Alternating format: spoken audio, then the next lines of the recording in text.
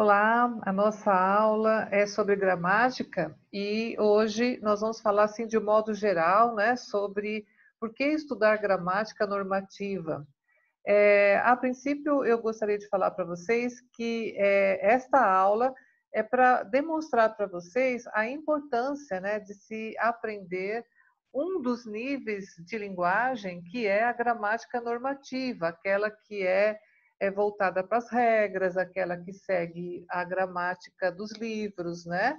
E, mas antes é bom que a gente entenda que todos nós temos uma gramática, até mesmo a criança, quando ela começa a falar, ela segue modelos dos seus pais, do seu convívio, e, portanto, ela já vai construindo frases, mesmo que não esteja de acordo com a regra estipulada pela normatividade, tá bom? Então, nós vamos verificar aqui que o homem ele é um ser que ele necessita se comunicar.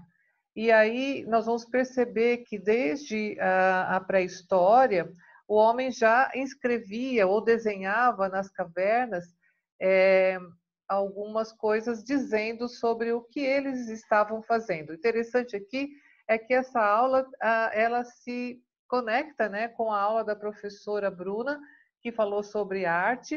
E aí eu já tinha bolado assim essa aula, né? Já tinha imaginado essa aula e acabei trazendo para você um pouquinho também desse assunto, né?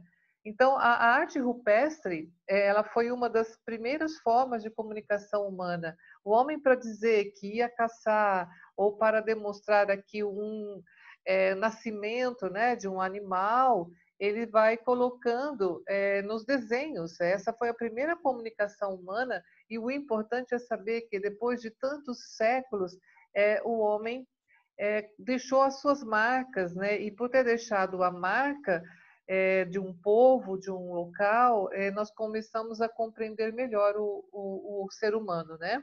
Então, a arte rupestre é um conjunto de desenhos, pinturas e inscrições feitas pelo homem pré-histórico no interior das cavernas, como eu já disse, tá? E aí eu disse que predomina a linguagem não verbal, porque não tem escrita, né? É apenas o desenho, essa imagem, e isso já representa também um texto, porque quando nós lemos algo e entendemos, é um texto, tá? O texto não necessariamente precisa ter algo escrito, né? Basta às vezes uma imagem. Vamos pensar aí numa propaganda, por exemplo, da Coca-Cola. Há muito tempo, quando a Coca-Cola começou, né, a ser distribuída para as pessoas, havia uma garrafinha da Coca-Cola e vários textos escritos falando sobre a questão da qualidade desse refrigerante. Hoje basta apenas uma faixa, né, uma faixa vermelha, e você logo reconhece que é a propaganda da Coca-Cola. Então é importante pensar também sobre essa questão da linguagem verbal e não verbal, que nós vamos estudar dentro também da língua portuguesa e, no caso especificamente, da gramática também.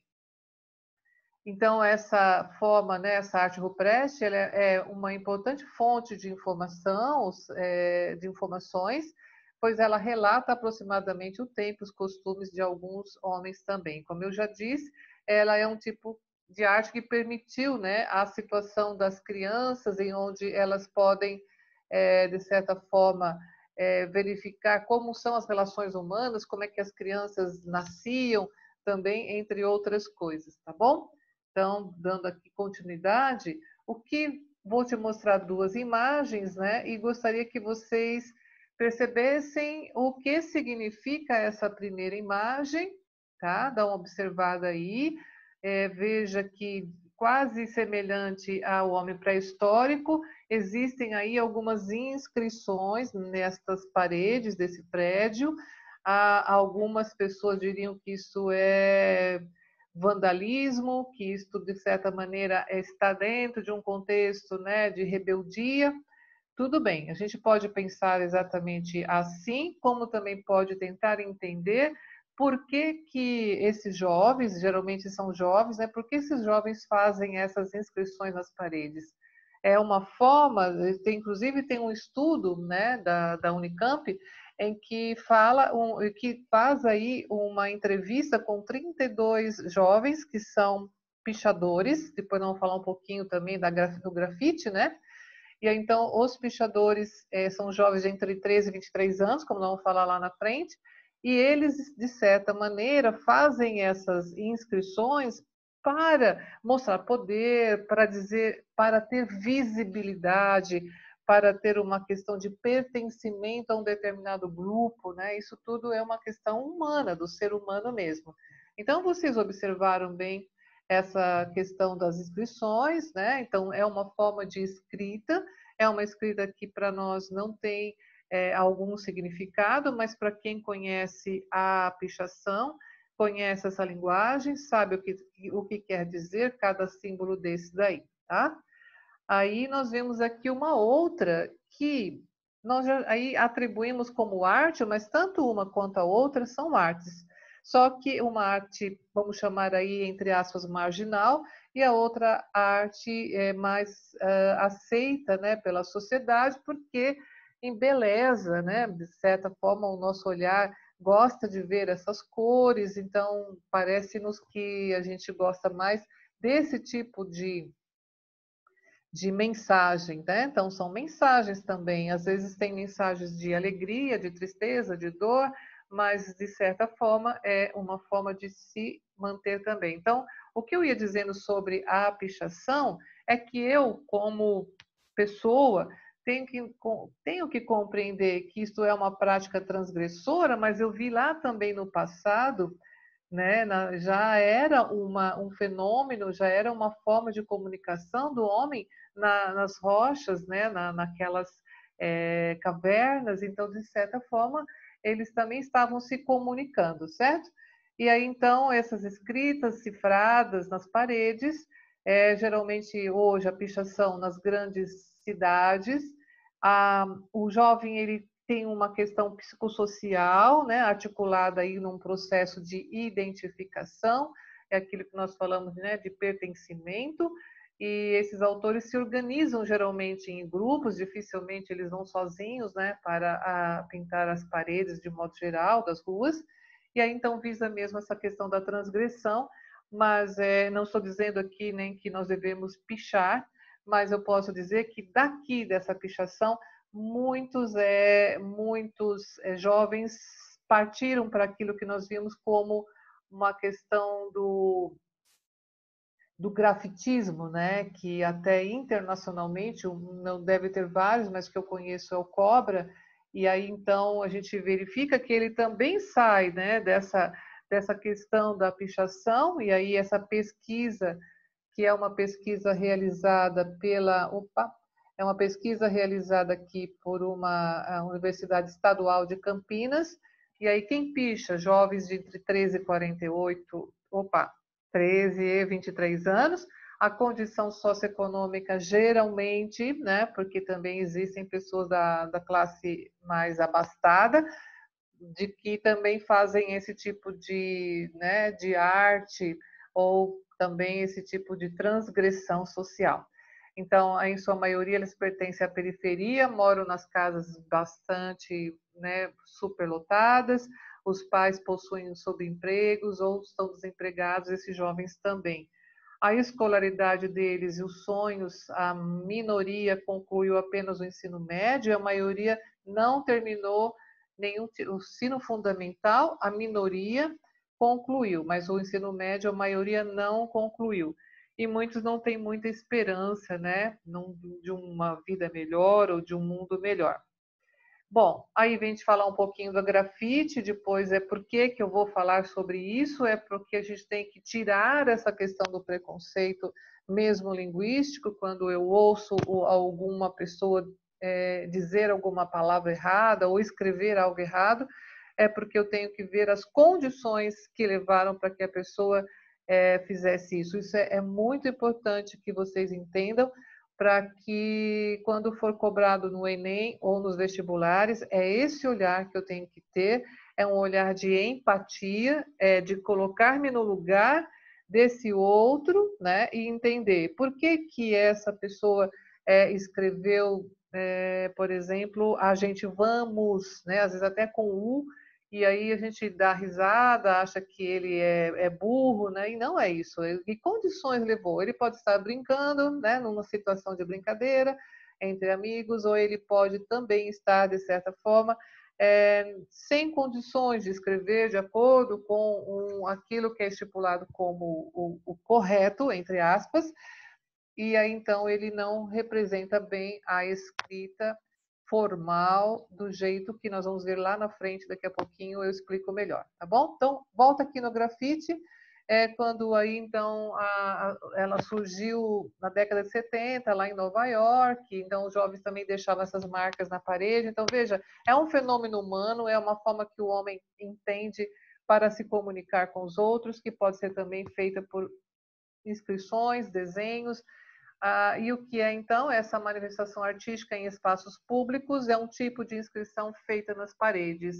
No Brasil, os movimentos que lideraram também, muita gente envolvida com hip hop, que gostava também dessa questão de expressão, né, contra a opressão em que eles vivem, essa situação dos menos favorecidos. Então, é uma forma de um grito, né? Tem até umas obras aí de arte que fala sobre a questão do grito, e aí foi introduzido no Brasil na década de 70, mais ou menos, também em São Paulo. Quer dizer, nasce lá, mas também vem para o Brasil de uma maneira diferente, né, de acordo com a nossa realidade. Aí vem umas gírias dos grafiteiros. A gente tem aí o writer, né, que seria escritor, é o artista que pinta, ele é o writer. O byte é aquele que imita o estilo de outro grafiteiro, tá? O crow é um conjunto de grafiteiros que se reúne para pintar ao mesmo tempo, então vão, né, nos reunir aí, isso aí é chamado de crow. Tag, não sei se essa é a pronúncia correta, mas é a assinatura do grafiteiro, quando ele faz lá aquela sua própria inscrição, sua assinatura. O toy, que é muito ligado a brinquedo, né? Então é o grafiteiro iniciante, aquele que está começando a vida. E o spot é o lugar onde é praticada a arte do grafitismo, tá bom? Então essas são algumas coisas que foram encontradas nesse site que eu deixei aqui disponível. Agora o que eu quero falar com vocês é cuidado com o preconceito linguístico, né? Então, o que seria esse preconceito linguístico? É muito cobrado esse tema no Enem e também nas redações, nos vestibulares normais, de certa forma, que exigem aí algumas questões, né, sobre isso. O preconceito linguístico é uma discriminação social, porque há julgamentos infundados, né, da maneira como as pessoas se comunicam, de como elas se expressam, oralmente ou escrito. Então, eu não posso condenar alguém por ter escrito de certa forma, que pode ser intencional, ele quis escrever a si mesmo para brincar ou para dizer, olha, eu estou revoltado. Então, existem muitas formas. Por isso que a língua é viva, né? É muito importante que a gente entenda que a língua portuguesa, assim como qualquer língua, ela é viva. Então, o que significa que ela é viva? Ela se transforma, ela se modifica. Eu, por exemplo, não falo gírias do tempo de hoje porque eu não domino tanto. E se eu falasse as gírias do passado, né, que é aí o tempo em que eu era jovem, adolescente, então as minhas gírias hoje seriam muito engraçadas, porque vocês não entenderiam. Por exemplo, olhar uma pessoa bonita, a gente dizia assim, ele é um pão, né?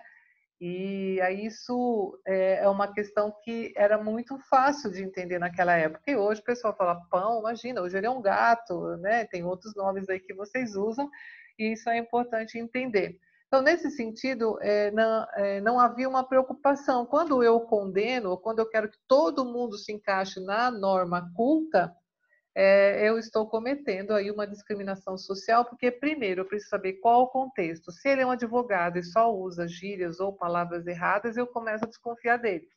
Se ele é um médico, também. Mas se ele é uma pessoa que trabalha com outras áreas, né? Por exemplo, os tatuadores, ou aquelas pessoas que trabalham em fazer surf, né? Aquela coisa que vai para o mar, né? Então, assim, eles têm esse estilo de falar gírias e usar outras expressões. Está tudo certo, não é mesmo? Então, a gente precisa prestar atenção nisso. O falante que se distancia da normatividade, ele geralmente, né, de modo geral, ele é criticado socialmente, tá? Mas isso tem que ser visto nas questões do Enem e dos vestibulares sem esse olhar de preconceituoso, né? Sem esse olhar preconceituoso, tudo bem? Linguagens e códigos e a gramática é jamais chamado no Enem, é aquilo que a língua portuguesa compõe, né?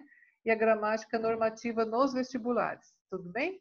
Então, todos os falantes de uma língua, ele tem uma gramática internalizada, é aqui que eu quero dizer. Todos nós, você, eu, nós temos aí uma gramática que já vem desde quando criança. Então, se uma criança disser mãe, eu já fazia o desenho, ela não está errada porque ela entendeu quando a mãe disse eu já comi, eu já bebi, e aí então ela reproduz o verbo sem pensar eu já fiz, né? Pensando aí no pretérito perfeito, essas questões que nós estamos falando de gramática, né? Eu tenho que falar aqui. Então, eu já fiz o desenho, é uma criança que já teve uma evolução escolar, onde ela já domina um pouco mais a língua portuguesa, tudo bem?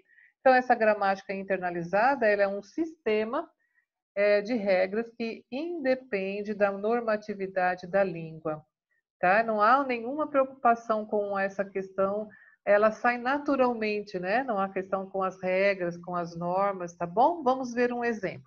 Aqui vocês estão vendo nós chamaríamos isso de tirinha, né? Porque existem personagens e dentro dessa questão de haver personagens, nós temos também o falante que chega, né? E aí usa mais ou menos uma gíria, iaê, né? Iaê, como ele vai falar compadre, que era do interior, a gente faz essas relações, né? Compadre, firme.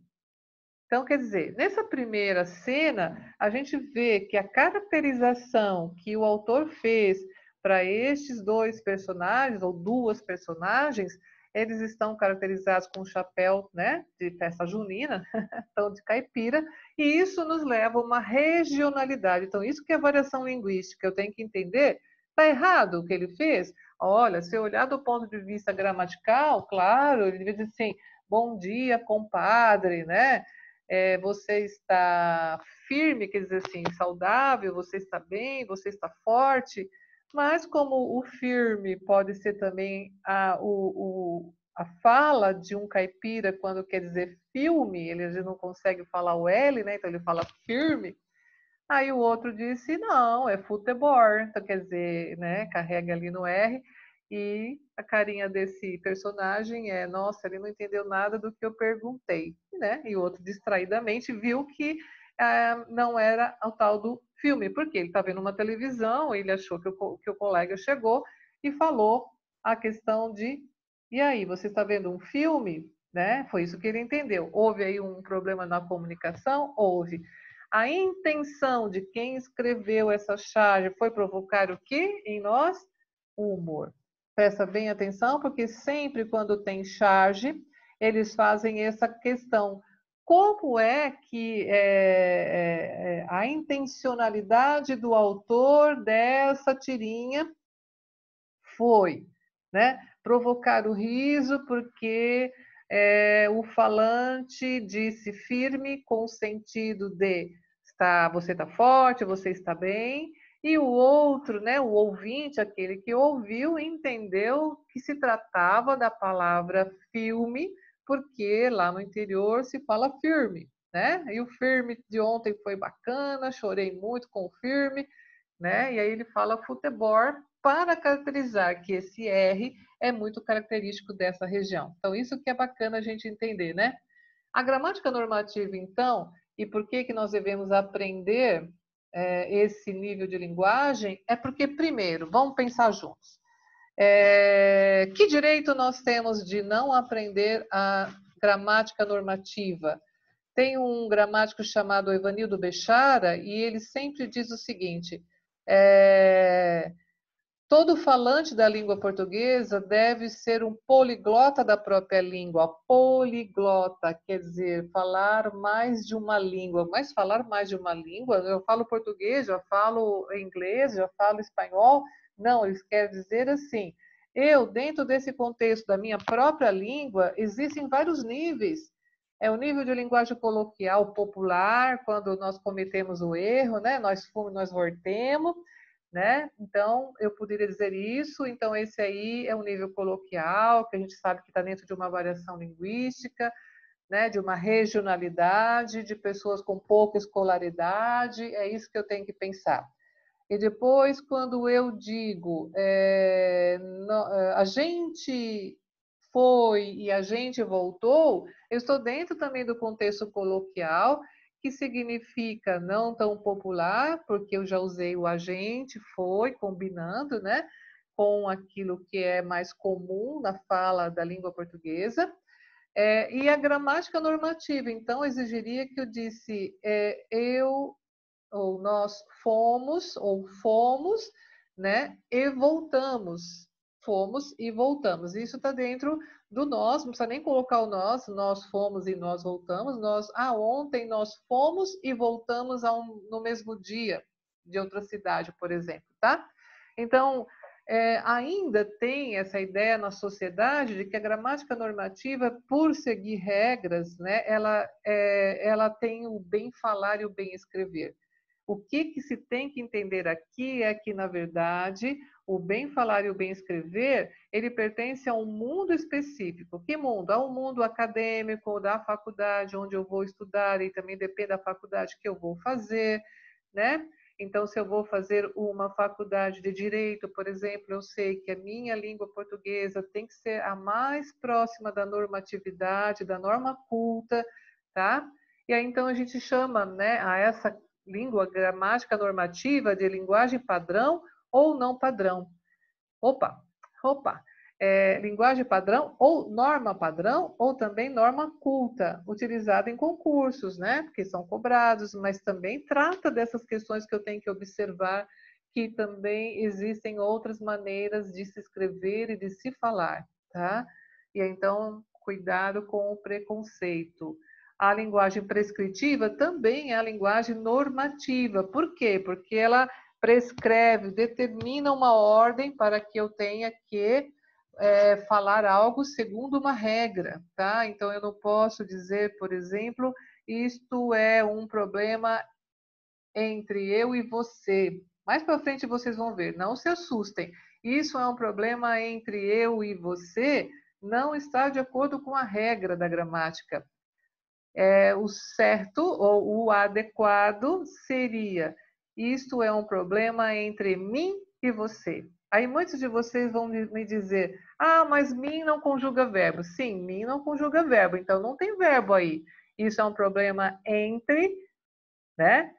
Eu e você, onde está o verbo? Então, nós vamos estudar isso, mas se eu disser isso é para eu estudar, aí é diferente. Eu não posso dizer isso é para mim estudar, porque o verbo estudar impede que eu coloque o mim.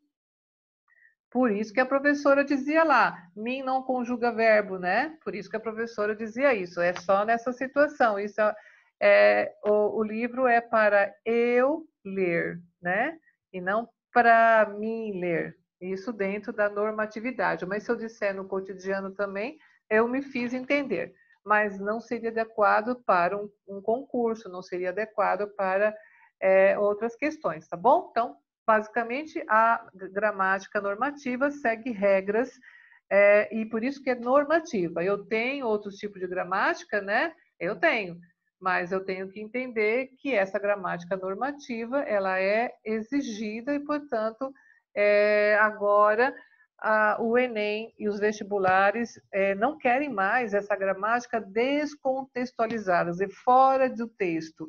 Uma gramática que eu coloco uma frasezinha e digo, olha, este verbo está no presente do indicativo, pretérito perfeito do indicativo, né? Não é mais assim. A gramática normativa, ela vem para fazer a questão da relação entre os textos. Então, olha quanta coisa que eu tenho que aprender. Eu tenho que saber o que são tipologias textuais e diferentes gêneros textuais, né? Eu preciso entender o que são tipologias. Aí, dentro da redação, né, da outra disciplina, muito provavelmente vocês vão entender o que é um texto narrativo, aquele que conta uma história, tem personagens. O que é um texto descritivo, é aquele que tem uma espécie de retrato verbal. Se você ler vamos pensar numa coisa mais assim rápida, uma notícia no jornal que faz ali por escrito, né? Não aquele que é falado na televisão, mas por escrito, a descrição de um acidente grave na rodovia Ayrton Senna, por exemplo, e aí então tem os detalhes, né, de como foi, como ficaram os carros, aí quantas pessoas ficaram machucadas. Então tem aí um descritivo e aí a gente consegue até ver imagens, né? Por isso que é um retrato verbal. Aí o dissertativo é aquele que vai ser pedido na redação. Por exemplo, quando ele fala, faça uma redação sobre a questão da sustentabilidade, né? Vamos ver que o tema seja sustentabilidade no Brasil ou no mundo. E aí, então, eu tenho que me posicionar, eu vou ter que argumentar. Eu posso relatar, eu posso informar, eu posso esclarecer, expor. Isso mais para frente nós vamos ver um pouquinho também, tá? Porque para cada um desses, aqui são tipos, né? A cada um desses tipos, né? A gente vai ver que tem gêneros. Quando eu falo em notícia, é um gênero, porque toda notícia tem uma estrutura muito parecida.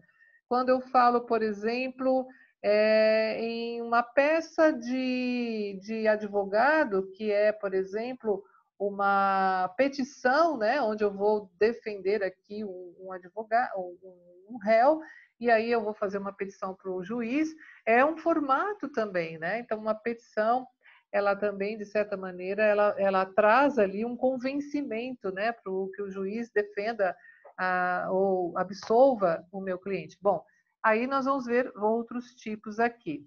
O tipo de texto instrucional, a gente pode pensar aqui no gênero, por exemplo, receita médica, né? Aquela receita que o médico faz, ele faz ali umas instruções, olha, você, ainda ele vai mais para o prescritivo, vamos deixar a receita médica para depois. Vamos pensar no texto instrucional, que dá instruções, por exemplo, um manual de instrução. Você pega aí um aparelho que você tem que montar, aí vem todas as instruções, né? Então, ali tem verbos que especificam, que orientam você a como montar, por exemplo, um guarda-roupa, né? Então, você tem uma montagem de um móvel e aí, então, está lá escrito também. Então, ele é instrucional ou também chamado injuntivo, aquele de autoajuda, que também você lê e fala, olha, se você quer ser feliz, faça isso, faça aquilo outro, né? Então, está lhe dando uma orientação, um aconselhamento, tá? E o prescritivo, quando eu penso num texto prescritivo, pensa na lei.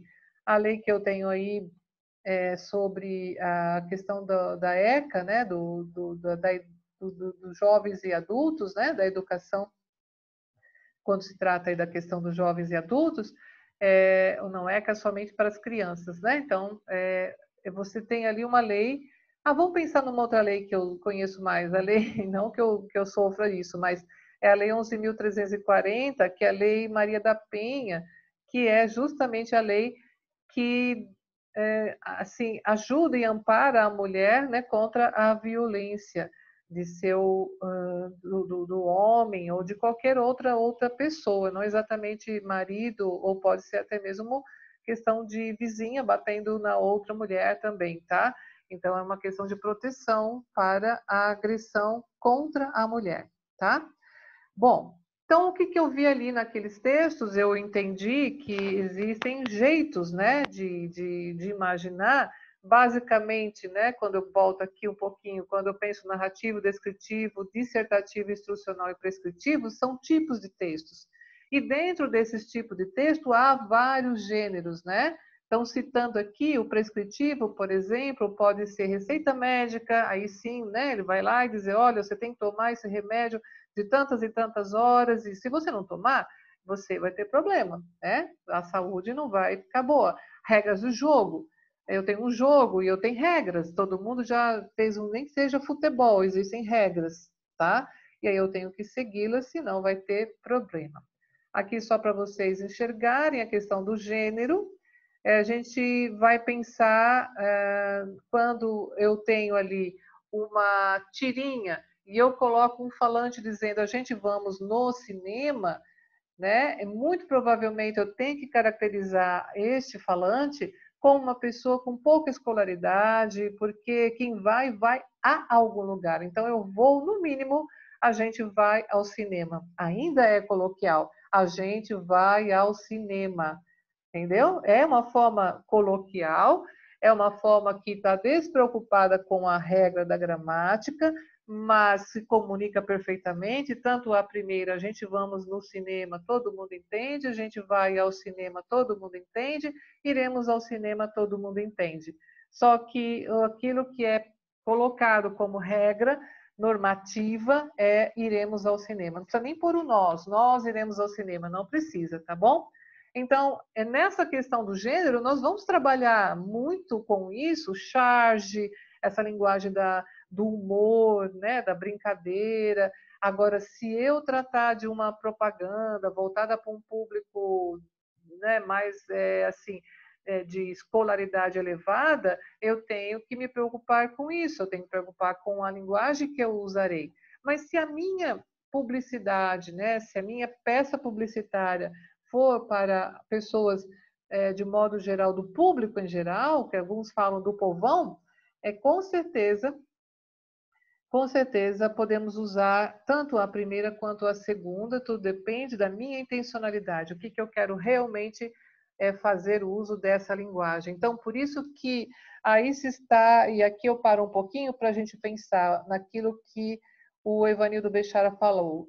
Ser poliglota da própria língua é isso, é eu dominar tanto a coloquial popular, porque eu sei que ela existe, e respeitá-la, e também a coloquial, aquela que eu uso no cotidiano, e eu também uso. Eu não digo para meus filhos, iremos ao cinema amanhã, por isso irei buscá-los, né? Não, eu diria assim, vamos ao cinema amanhã, ou gente, vamos ao cinema amanhã, ou amores, sei lá, qualquer coisa que eu possa dizer sobre os filhos, e a gente se encontra em tal lugar para a gente ir. Podia falar para irmos ao cinema, mas para a gente ir ao cinema, tá bom? Então, é uma outra forma, e não é porque eu sou professora de língua portuguesa, eu não posso usar a outra coloquial e deixar essa formal para esse momento da aula, para quando fizer aí alguma palestra, alguma coisa nesse sentido, tá bom? Então, é isso que eu tenho que pensar. E aí, então, ainda um pouquinho sobre o que são os gêneros textuais, de uma forma bem rápida, é um conjunto de textos orais e escritos que se assemelham por suas características parecidas. Bula de remédio. Se você ler a bula de remédio, ela se estrutura, de certa maneira, como posologia, cuidados, né, para tomar, não pode tomar em excesso, para quem pode, para quem não pode, quase todas as bulas têm a mesma estrutura que está aqui. Dentro de que contexto que ela circula, né? Normalmente ela circula acompanhando os remédios, mas eu posso ter em outro gênero textual, como por exemplo eu falei, a notícia, ela circula tanto na internet, naquele sistema híbrido, né? Do online, tá? E quanto pode ser no papel, né? Então, mas a estrutura da notícia ela não se perde, ela continua de certa maneira dando algumas questões como onde aconteceu, o que aconteceu, com quem aconteceu, quando aconteceu, tudo isso está dentro da estrutura da notícia. E isso tudo também mexe com a gramática usada ali. Sobre o tema abordado, são semelhanças que tem em todas, né? Intenção comunicativa também em todos os gêneros tem, até o gênero bula de remédio tem uma intenção comunicativa, que é a de orientar. Por isso que ela é basicamente instrucional, né? Ou se não for aí também prescritivo, porque dá uma ordem, mas eu posso burlar um pouquinho essa ordem e não tomar o remédio muito de acordo, tá? Então, isso é para a gente entender de certa forma. De modo geral, hoje, depois nós vamos nos aprofundar um pouquinho mais. Eu não posso falar gramática pela gramática mais. Eu não posso mais ficar só ensinando o que é ortografia, por exemplo, se eu não contextualizar dentro de um texto em que haja ali uma questão de ortografia. Porque senão vocês não adiantam aprender só o português formal se eu não tiver ali também uma relação com o que vai cair no vestibular ou que vai cair no Enem, tá bom? Essa é a minha preocupação. Por isso que se houver dificuldades, não se sintam envergonhados de perguntar. Tudo está certo, gente. Se eu não tirar as minhas dúvidas, eu não vou conseguir aprender, tá? Aí é uma questãozinha aqui que eu havia falado lá na nossa live, mas por uma série de problemas eu estou falando aqui. E aí eu tenho essa imagem, se vocês olharem agora de forma um pouquinho mais nítida, eu tenho aqui, garanta sua sacola retornável. Então, eu tenho que entender o que é a palavra retornável. É um adjetivo? É. Por que adjetivo? Porque tem sacola, que é um substantivo, e está aqui dando uma qualidade para essa sacola. Podia ser sacola de plástico, é outro tipo de sacola. Sacola furada, porque está rasgada.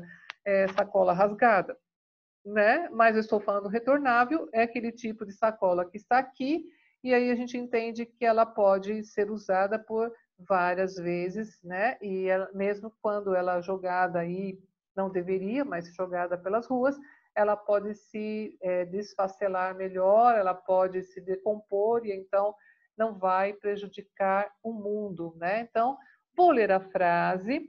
Vou mostrar para vocês que o visual, né, aquilo que eu vejo, então a linguagem não verbal, ela é muito importante. Então aqui a gente tem algo que representa o mundo, né? E mesmo assim a gente vê esse alto relevo que tem aqui. Muito provavelmente esse alto relevo está mostrando a poluição, né? Um ambiente mais degradado, mais complicado. E aí tem garanta, olha só, publicidade, ela também é uma tipologia que está na instrução, instrucional, mas quando eu penso também em termos de gênero, ela também está na base da argumentação. Por quê? É convencer o outro a, né, fazer algo que eu gostaria que fizessem para melhorar o mundo, uma orientação, é um conselho, mas também pode ser algo que eu queira modificar o pensamento do outro, né?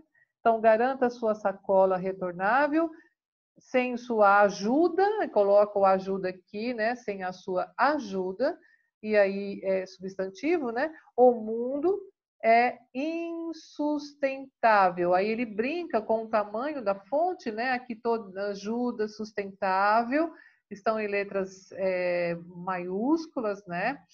Então a gente verifica que o IN está pequenininho e o IN nega o que é sustentável, né? Então se eu jogar, não usar uma sacola retornável, opa, vou voltar aqui. Uma sacola retornável, eu vou ter aí uma questão da insustentabilidade da natureza, tá bom? Esses detalhes aqui nessa questão não importam muito, mas eu tive que observar a sacola, tive que observar que o plástico aqui está envolto a esse globo, a este mundo, né? E aí ela começa a pergunta. A publicidade, a questão. A publicidade, de uma forma geral, alia elementos verbais, que é o que está aqui escrito, né? E não verbais, que eles chamam de imagéticos, né? Onde estão as imagens. Então, eu tenho que olhar, o meu olhar tem que ser atento, detalhes, eu tenho que prestar atenção até mesmo nessas letras, porque aqui está maiúscula, né? Porque, olha, uma coisa está aliado à outra. A minha ajuda, né, a sua ajuda, então aquele que está ajudando, é muito importante. Então, a conscientização de quem vai utilizar a questão da bolsa, né, sacola retornável, vai ter essa questão aí de manter de maneira bem importante para a natureza, tá bom? Então, volta na questão, eu preciso olhar, marcar aqui com lápis o que ele está me dizendo, a publicidade, está aí ligando elementos verbais com os não verbais, os imagéticos, na construção de seus textos. Nessa peça publicitária, cujo tema é a sustentabilidade, né? Já está dizendo o que está lá naquela peça publicitária. O autor procura convencer o leitor a. Então, propaganda geralmente tem a característica de convencer o outro, tá? De argumentar para que o outro entenda, para que o outro mude a sua forma de agir e, portanto, faça, nós chamamos de adesão, faça a adesão do produto, né? Quero vender um produto, eu quero que eles comprem, eu preciso valorizar para que seja comprado. Eu quero dar orientações, conselhos sobre como proteger-se, como proteger o mundo, como se proteger de assaltos. Então, pode ser uma propaganda institucional também, né? Uma propaganda do governo, né? Que vai fazer isso. Bom, na letra A, ele disse o seguinte: assumir uma atitude reflexiva diante dos fenômenos naturais. Não estamos falando aqui de fenômenos naturais, na verdade, é aquilo que nós estamos prejudicando a natureza, né? Não estamos discutindo se por conta do lixo na rua, os fenômenos naturais vão ser aí intensificados, como, por exemplo, a questão do degelamento, né? Das cordilheiras, onde tem gelo, e então, né? Não é isso que está discutindo, nem terremoto, nem nada disso. Não são fenômenos naturais, tá? B. Evitar o consumo excessivo de produtos reutilizáveis. Não, eu estou falando justamente ao contrário, né? Os produtos reutilizáveis devem ser usados, mas não precisa ser excessivamente, mas eu preciso dizer que a sacola reutilizável ela é importante. Aderir à onda sustentável, evitando o consumo excessivo. Opa, essa C eu fiquei em dúvida, pode ser. Abraçar a campanha desenvolvendo projetos sustentáveis. Essa peça publicitária está pedindo para que a população crie campanhas de projetos sustentáveis? Não, então não é isso. Não pode ser essa, tá? Essa não bate com aquilo que é pedido. Tudo bem? Desenvolvendo a letra E. Consumir produtos de modo responsável ecológico. Aí sim, né? Então, eu tenho que consumir produtos de modo responsável e ecológico, que é o que está dizendo aqui. Garanta sua sacola retornável. Ajuda. Sem a sua ajuda, o mundo é insustentável. Então, eu preciso consumir de modo responsável e ecológico. Por que não é a C? Porque aderir à onda sustentável. Quando ele fala aderir à onda sustentável, quer dizer, é modismo, né? Isso pode passar, isso vai ter um ano aí de campanha e o ano que vem eu posso voltar a jogar o lixo na rua. Então, cuidado, é uma bela pegadinha aqui, né? Aderir à onda sustentável, evitando o consumo excessivo, né? Então, isso é necessário que se tenha aí muito cuidado quando se lê e quando se olha aí, no caso de uma peça publicitária, e essa peça publicitária, ela é gênero, né? Toda publicidade é um gênero, e dentro desse gênero a gente tem a tipologia dissertativa, né? Como dissemos, porque está tentando convencer ou dar uma, aí no caso, uma opinião, né? Tentando mudar aí a opinião dos outros, tá? Então, a gente vai entendendo desse jeito que vai melhorando aí a nossa capacidade de entender. Aqui eu vou mudar de novo, depois eu volto aqui com a minha imagem. Aqui eu tenho uma criança, aparentemente uma imagem de uma criança, né? E aí eu tenho que olhar tudo. Olhar o balãozinho, essas três bolinhas aqui indicam que ele está falando? Não, indica que ele está pensando. E aí ele pensa, e esse é uma criança que usa aí uma linguagem bem normativa. A preguiça é a mãe de todos os vícios, mas uma mãe é uma mãe e é preciso respeitá-la. Pronto. Ele usa, né, respeitá-la, então assim, não respeitar ela, nem respeitar a mãe de novo. E tem umas repetições, né? Repete muito o é, o verbo ser. A gente tem aqui é preciso, é uma mãe, é a mãe. Então, mas vamos pensar o que essa criança está dizendo, por que que ele está aqui sentado nessa cadeira, com essa cara meio triste. Tudo isso tem que olhar, porque se eu não entender isso, eu não entendo praticamente nada, né? Aí eu tenho, a preguiça é a mãe de todos os vícios. Porque se mãe é importante, eu quero dizer que a preguiça, ela é muito, né, muito grande. Essa coisa é um dos maiores vícios, né? A preguiça é a mãe, porque a mãe, no conceito social, ela é o elemento principal da família, do núcleo familiar. Então, a preguiça, ela é um dos princípios mais importantes, não nesse sentido, mas muito grande, né? Muitas pessoas têm preguiça. E todos né? Mas uma mãe é uma mãe. Mãe é mãe, né? E eu tenho que respeitá-la. Então, dizer, ela deve ter dado uma ordem, tá? A pergunta aqui não fala muito disso, tá? Da questão do que é que provocou o riso, mas se fosse uma das perguntas, o que provoca o riso, né? O que dá esse efeito de humor, é essa compreensão de que ele está, de uma certa forma, em algum lugar. Eu vou aqui avançar, tá? De castigo, né? A mãe deve ter dado um castigo para ele por algo que ele fez. Então, ele fica dizendo aqui, talvez até porque ele era preguiçoso, não sei, e a mãe falou, você é muito preguiçoso, vai ficar de castigo. Ele até gostou, mas brincando, ironicamente, né?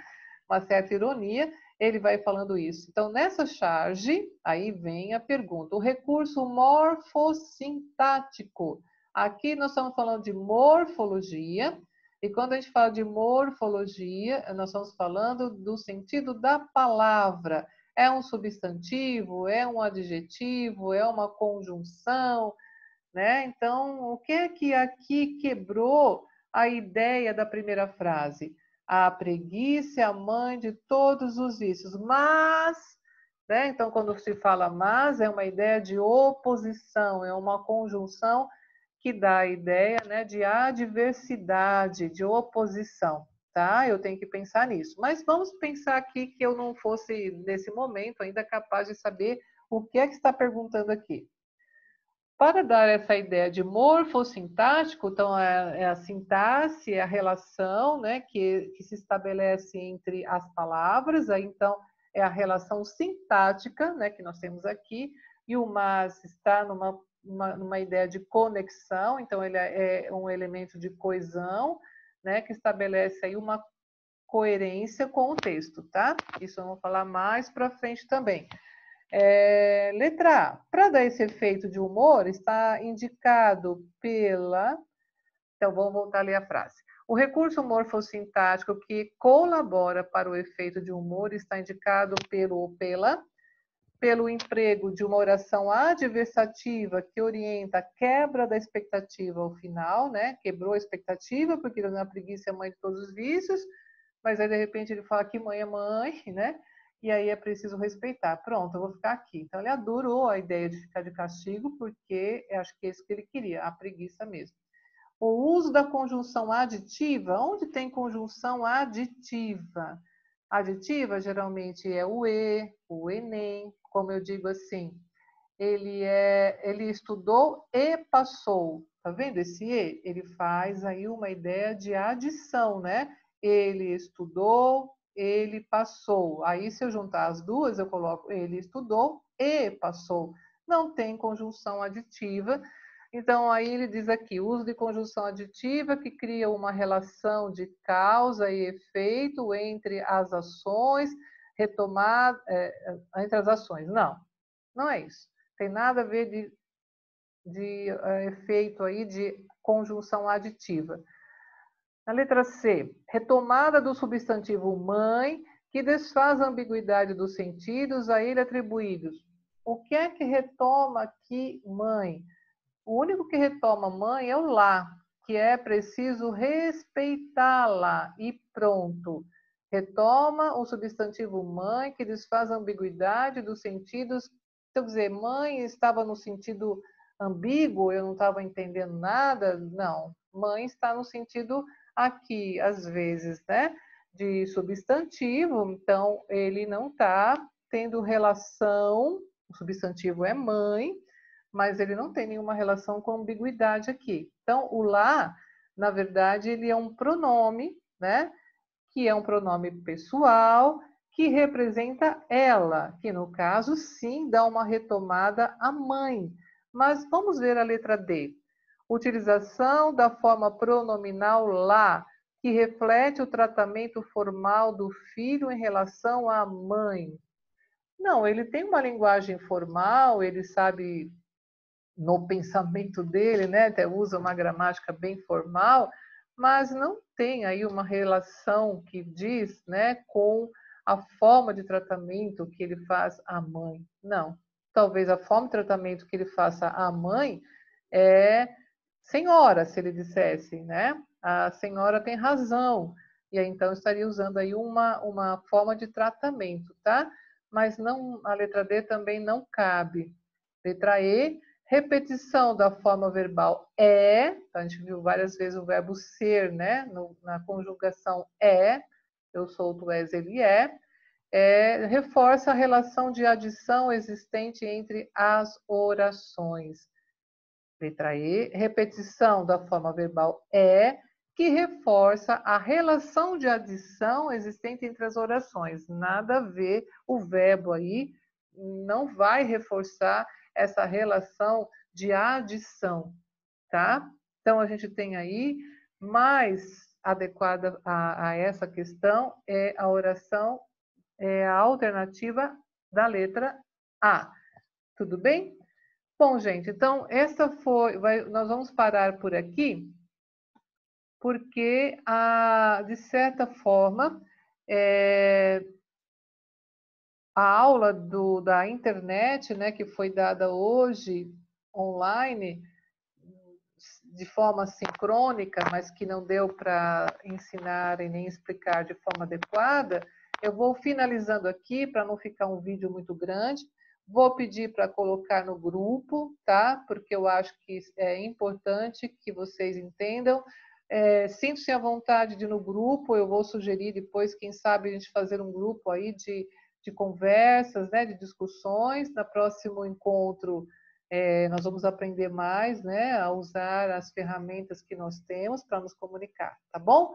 Então, até a próxima aula. Eu vou colocar também lá no Google Drive como seria o roteirinho, né, das nossas aulas até o final de, acho que até agosto e setembro, tá? Nós temos agosto e setembro. Amanhã tem aula com a professora Raquel, tá? Que vai falar sobre redação, é muito importante também.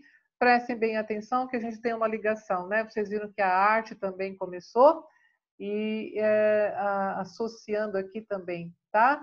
Um abração, gente, até a próxima.